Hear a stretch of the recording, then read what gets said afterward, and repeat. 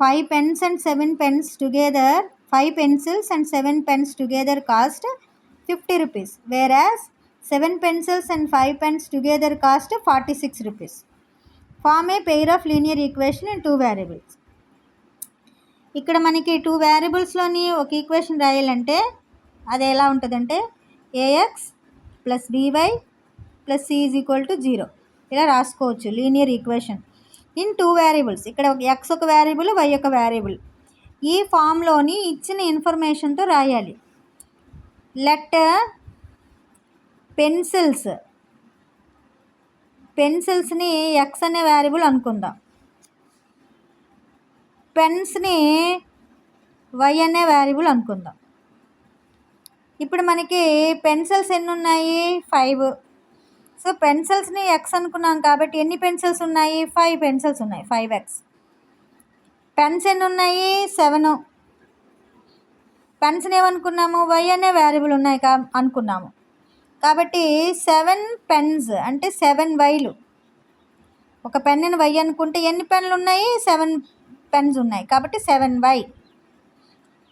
ఈ పెన్సిల్స్ పెన్నులు కలిపి ఎంత కాస్ట్ పెట్టాడు? 50 రూపీస్ పే చేసాం. ఇది వచ్చేసింది కదా ఏఎక్స్ ప్లస్ బీవై, సి అంటే ఇక్కడ 50 అనమాట. ఇక్కడ ఏఎక్స్ అంటే 5x, బీవై అంటే 7y, కాన్స్టెంట్ సి అంటే 50. ఈ 50ని ఇటు తీసుకొచ్చేస్తే -50 అవుతుంది. సో దీన్ని ఎలా రాయొచ్చు అంటే 5x ప్లస్ 7y, ఈ ప్లస్ 50 ఇటు వస్తే -50 ఈజ్ ఈక్వల్ టు 0. నెక్స్ట్ ఇంకోటి ఏమన్నాడు తర్వాత? 7 పెన్సిల్స్ 5 పెన్స్ అన్నాడు. సో 7 పెన్సిల్స్ని ఏమనుకున్నాము? ఎక్స్ అనుకున్నాం కదా, అప్పుడు ఏమవుతుంది? 7x అవుతుంది. 7 పెన్సిళ్ళు ఉన్నాయి, 7x. అలాగే పెన్నులు ఎన్ని ఉన్నాయి? 5 పెన్స్ అన్నాడు. పెన్స్ని ఏమనుకున్నాం? వై అనుకున్నాం కదా, కాబట్టి ఎన్ని పెన్నులు ఉన్నాయి? 5 పెన్స్, 5y అనుకోవాలి. వై అంటే పెన్స్. దాని కాస్ట్ ఎంత అన్నారు? అలా తీసుకున్నప్పుడు 46 రూపీస్ అన్నాడు. So is equal to 46.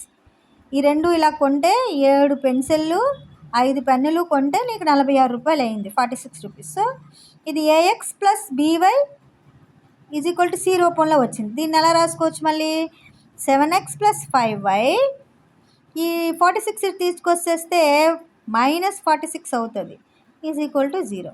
So మనకు కావాల్సినటువంటి 2 ఈక్వేషన్స్ వచ్చేసాయి.